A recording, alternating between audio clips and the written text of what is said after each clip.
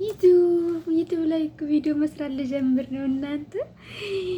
ያይ ፊልተር የለ ምን የለ ትክክለኛ ማንነታችንን ቁጭ የሚያደርግልን ግን አይዲ ያለ ፊልተርም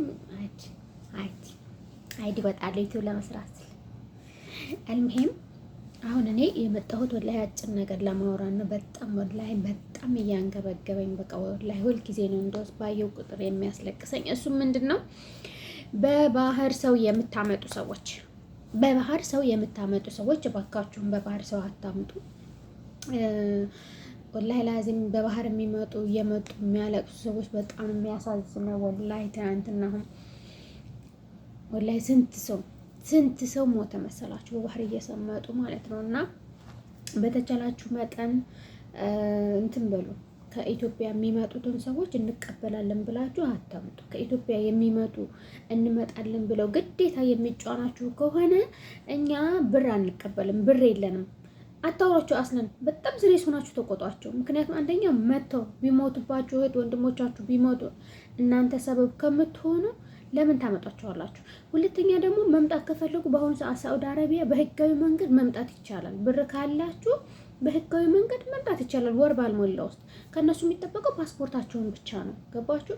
አይ ያም ብርም የለን የምትሉ ከሆነ ደግሞ ሸሪ ከፈልጉላቸው እንጂ ዝም ብላችሁ ቤተሰቦቻችሁን በባህር እያመጣችሁ እንዲሞቱ አታድርጉ። ወላሂ ለازم እኔ ወንድሜ ይኸው ስንት ዓመት ይጨቀጨቀኛል። ካልሆነ በባህር እሱም በአየር ማምጣት አቅም የለኝም፣ በባህር ግን ልምጣ ይለኝም። እኔ በአየር ማምጣት አቅም ከሌለኝ በባህር እንዴት ብዬ አመጣዋለሁ? አያችሁ። ሁለተኛ ደግሞ እኔ ወንድሜ መጥቶ እዚህ እንዲሰቃይ አልፈልግም። ግን እኔ ኢንሻአላህ ወደፊት ከተሳካልኝ በህጋዊ መንገድ ይሄ ነው ቃሌ ነግሬዋለሁ። እሱ ግን ስንት ዓመት በባህርም ቢሆን ልምጣ። ሌሽ እኔ ያየሁት ስቃይ እኔ ስንት ለወንድ ደግሞ በባህር ሲመጣ አይታዘንም። ብታውኔ በባህር ስመጣ የዛሬ 13 ዓመት እንዴት እንደተሰቃዩ ወንዶች አጠገቤ ስንት ነገር ሲያረጓቸው አይቻለሁ። እኔ ለዛውም የዛን ጊዜ በጣም ህፃን ነኝ፣ ምንም ማውቀው ነገር የለም። ግን አላህ ቀደሬ ገና ስለሆነ ነው እዚህ የገባሁት። እና እባካችሁ ለአንዱ የገጠመው እድል ለሌላው አይገጥምም። ቤተሰቦቻችሁን በባህር አታምጡ። በጣም ከባድ ነው ወላሂ። በባህር ስመጣ እኔ የገጠመኝን ብነግራችሁ አንድ ቀን አይበቃኝም። ታውቃላችሁ እኔ በባህር ስመጣ ምን እንደገጠመኝ እንዴ?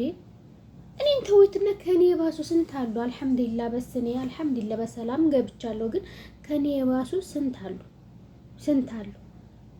ወላሂ ስንት ነገራቸው ተሰውሮባቸዋል። ይደፈራሉ፣ ያረግዛሉ፣ ባህር ሲመጡ ምን ይላሉ፣ ስንት ስቃይ ያያሉ። በመጀመሪያ ሳዑዲ አረቢያ ላይ ስትመጡ ቁጭ አድርገው የሚቀልቧቸው ይመስሏችኋል? ሳዑዲ አረቢያ ላይ ቆይን ስልክ አስተዋወቀ። ሳዑዲ አረቢያ ስትመጡ ቁጭ አድርገው የሚቀልቧችሁ ይመስላችኋል? ምሳሌ አሁን የሚመጡ ሴቶች ሳዑዲ አረቢያ ላይ አሁን የሚመጡ ሴቶች ምን እንደሚያስቡ አላውቅም። ሳዑዲ አረቢያ የሚመጡ ሴቶች አብዛኞቹ ቶሎ ያብዳሉ። እንዴ ይላሉ። እኔ እንደውም ለአንዳንድ ጓደኞች ይላሉ እንዴ እነዚህ ልጆች የሚመጡ ሳዑዲ ቁጭ አድርገው የሚቀልቧችሁ እየመሰላችሁ ነው? ሳዑዲ አረቢያ እኮ ለፍተሽ እንደዚህ ላብሽ ጠፍ ብሎ የአረባ ግልምጫ ተገልምጠሽ ርቦሽ ጠይብ እዚህ ሀገር ጧት ተነስተሽ እኔ አንዳንድ ጊዜ ቭሎግ እያደረኩ እሰራላችኋለሁ። ኢንሻአላህ ወደፊት ሰው የሚያይን ከሆነ ቪዲዮን ቭሎግ እሰራለሁ። ጧት ትነሳላችሁ፣ ከዛ ቤት ታጸዳላችሁ፣ ከዛ ምሳ ይሰራል፣ ከዛ መቅሰስ ይላሉ፣ ልብስ ተኩስ አለ፣ ምን አለ። እናንተ ወገብሽ እግርሽ እየተንቀጠቀጠ እግራችሁ እያበጠ እየሰራችሁ እስከ ሌሊቱ 12 ሰዓት ከ12 ሰዓት እንኳን ገብተሽ የምትገኝ ከሆነ ጧት ትነሻለሽ። ጧት ሁልጊዜ አንድ አይነት ስራ፣ የእነሱን ሽንት ቤት እያጠብን የእነሱን ግድግዳ እየፈገፈግን አረብ ሀገር ቀላል እየመሰላችሁ ነው። ለምንድን ነው እንደዚህ ማትነግሯቸው? አንዳንድ ዘመዶቻችሁ በባህር አምጡን ሲሉ አረብ ሀገር እኮ እንደዚህ ነው። አረብ ሀገር እኮ ቀላል አይደለም ስራው። አረብ ሀገር እኛ ያለ ነው አንደኛ እድላችን ሆኖ ነው ጠይብ አንደኛ እድላችን በክፉ ቀን አመጣን። ብዙ መስዋዕት ከፍለናል። ቀላል አይደለም። አረብ ሀገር ላይ ስንኖር ብዙ መስዋዕት ከፍለን ነው። እናንተ ማባልፍ ኢትዮጵያ ያላችሁ ሰዎች ለምንድን ነው የማይገባችሁ?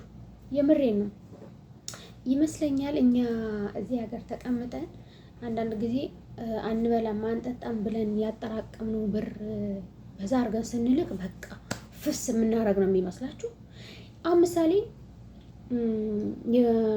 ምሳሌ የዓመት ደሞዝ ስናጠራቅም እንዴት እንደሆነ ታውቃላችሁ?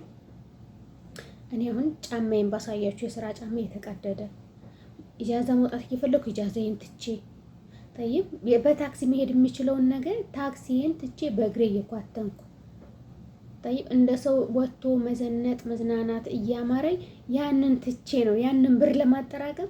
ምክንያቱም ከ100 ብር 200 ቢኖረኝ ያቺ 200 እንዳጎልብኝ ለሐዋላ 10 ብር 20 ብር ላለማንሳት 10 ብር 20 ብር የሚያስፈልገኝን ነገር እየቀጣሁ ጠይብ ያንን ብር የምንለከው እና እንደዛ ስናደርግ እናንተም ደግሞ ኢትዮጵያ ያላችሁ ሰዎች እፍስ አድርገው እፍስ አድርገው ደግሞ ይሄን የለም አረብ ሀገር ላይ ደም ተፍተሽ እንደዚህ ላብሽ ጠብ ብሎ ሰርተሽ ነው የምታገኘው ብር። ያቺ ብር አጠራቀም በዛ አድርገን ስንልክ ደግሞ ቁም ነገር ይሆናል። ቤተሰብ ይለወጣል፣ እኛ እንለወጣለን፣ እኛ ይረዱናል ብለን እንጂ ያ ብር ቀላል አይደለም። በወር የምታገኘው ብር ለምሳሌ ሳውዲ አረቢያ ላይ በወር የምናገኘው ብር ብናጠፋት አንድ ብር ለኢትዮጵያ የሚሆን ነገር የለም። እንደ ማንኛውም ሰው ህይወታችን ልክ እናንተ እንደምትኖሩት ህይወታችን እንኖራለን እንኳን ብንል አንድ ብር አይኖረንም። ይሄን ታውቃላችሁ። እናንተ የምትኖሩትን ግማሽ እንኖራለን ብለን ብናስብ የወር ደሞዛችንን ብንኖር ያኔ ማባረፍ ምን ሊተርፈን ይችላል? ፍጹም አይተርፈንም እኮ። ግን እናንተ አስባችሁ ታውቃላችሁ? አሁን ምሳሌ እዚህ ሀገር ላይ 2000 ያለኝ ደሞዝ ከ2000 ደሞዝ ላይ በቃ ኖርማል እነሱ ኢትዮጵያ እንደሚኖሩት አይነት ህይወት በቃ ኖሬ ነው። ለቅሶ ሄዳለሁ፣ ጓደኞቼን የሆነ ሲወልዱ ደርሳለሁ፣ ሰርግ ሲኖር ስጦታ ይዤ ሄዳለሁ፣ ለራሴ ልብስ ያስፈልገኛል፣ ምግብ ያምረኛል፣ መውጣት ያምረኛል፣ መዝናናት። እነዚህን ካሳካሁ እኮ አንድ ብር አይኖርም። እኔ እነዚህን ገድቼ ነው ፍላጎቴን ቁርጥ አድርጌ ነው እንደዛ የማደርገው እና አብዛኞቻችን እንደዛ ነው የምናደርገው። እና ስትመጡ እናንተ ኢትዮጵያ ያላችሁ ሰዎች ብታስቡበት፣ ሳውዲ አረቢያ ላይ ቀላል አይደለም። አንዳንዱ ቤትማ እኮ የባሰ ነው። ወላሂ አንዳንዱ ቤት የባሰ ነው። ምን እንደሚገጥማችሁ አታውቁም እህቶቼ። ሳውዲ ከመምጣታችሁ በፊት አስቡ። ምክንያቱም አሁን በየሙስተሽፋው በየሐኪም ቤቱ በቃ ያለ ወላሂ ፊሻሪያ፣ እዚህ ጅዳ ላይ ፊሻሪያ በእግራቸው የሚሄዱት ማለት ነው። ፊሻሪያ ሰው ያሬድ ቤተሰቦቻችሁን ከማምጣታችሁ